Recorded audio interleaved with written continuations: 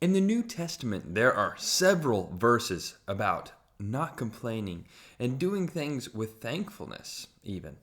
So one of the most famous is Philippians 2:14. Do all things without grumbling or complaining. Very explicit, right? And then there's other passages like 1 Corinthians 10:10 and James 5:9 and Jude 1:16. They are all sort of related to this theme of not complaining. And the bad parts about having a grumbling attitude. And I noticed that even if I don't complain, it's not, the verbalization is problematic, yes, like saying her complaints out loud, but it goes even to the heart. Like if you just keep your mouth shut, but you're the whole time you have a scowl on your face and you're really unthankful and complaining in your heart to yourself about the things that you're having to do, that's problematic as well.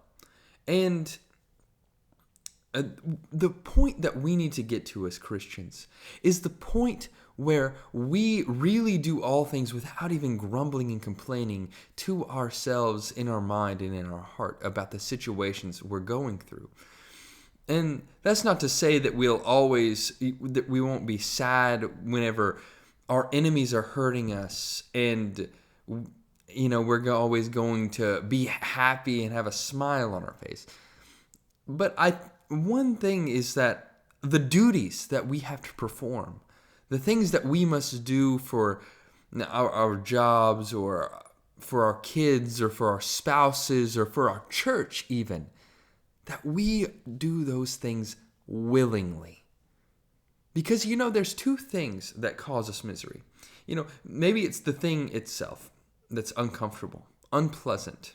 But then what really adds the layer of suffering to it is our unwillingness to want to do it and doing it despite being unwilling.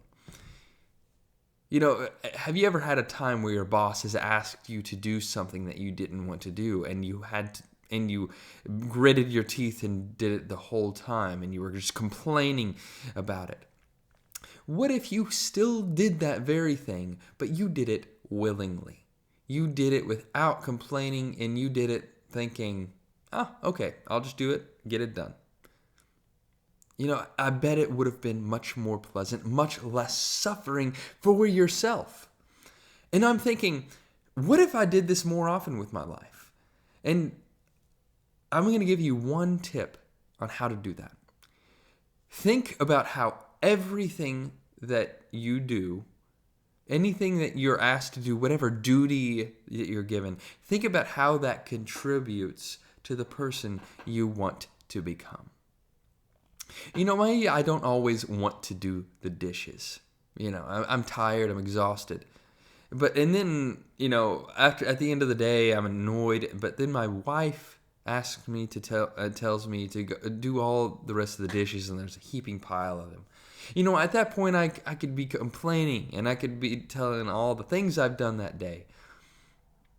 But at that point, I could just say, I want to be the type of person who helps my household, who contributes even when they're tired.